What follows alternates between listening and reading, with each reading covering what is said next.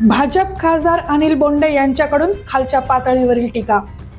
डुक्कर वावरात आले की त्यांना झटका देण्यासाठी मशीन असते, यावेळी हे काँग्रेसचे डुक्कर घुसताच त्यांना झटका लावलाच पाहिजे।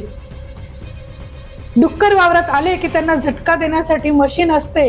तुमचा तिवसा मतदारसंघ पूर्ण उद्ध्वस्त केला ना या काँग्रेसच्या जंगली प्राण्याने।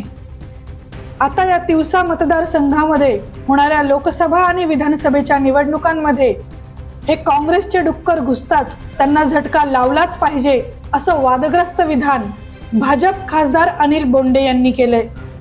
या वक्तव्यावरून यशोमती ठाकूर यांनी त्यांना प्रत्युत्तर देताना म्हटलंय, अनिल बोंडे यांचं डोकं फिरलंय, त्यांना मनोरुग्णालयात दाखल करण्याची गरज असल्याचा पलटवार यशोमती ठाकूर यांनी केलाय। अनिल बोंडे कोणत्या चिखलात राहता, त्यांची जीभ किती घाण आहे हे यावरून दिसतंय। देवेंद्र फडणवीस यांना लगाम लावला पाहिजे असंही त्या म्हणाल्या। भाजप खासदार अनिल बोंडे यांच्या वादग्रस्त विधानाचा नाना पटोले यांनीही चांगलाच खरपूस समाचार घेतलाय। महिलांचा अपमान करणं हे यांचं कर्तृत्व आहे।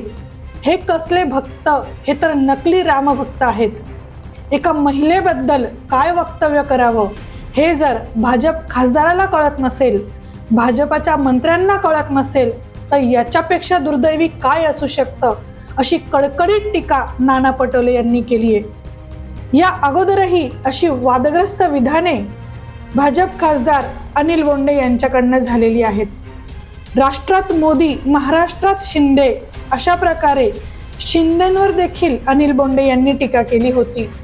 बेडूक कितीही फुगला तरीही तो हत्ती बनू शकत नाही, अशा प्रकारचा टोला त्यांनी शिंदेंना लगावला होता। भाजप खासदार अनिल बोंडे हे नेहमीच आपल्या वादग्रस्त विधानांमुळे चर्चेचे कारण ठरतात। आता या वादग्रस्त विधानामुळे ते पुन्हा कुठल्या नवीन अडचणीत येत आहेत हे पाहायचंय। आता या वादग्रस्त विधानामुळे ते पुन्हा अडचणीत येतील असं दिसतंय। ब्युरो रिपोर्ट, सप्रेम मराठी।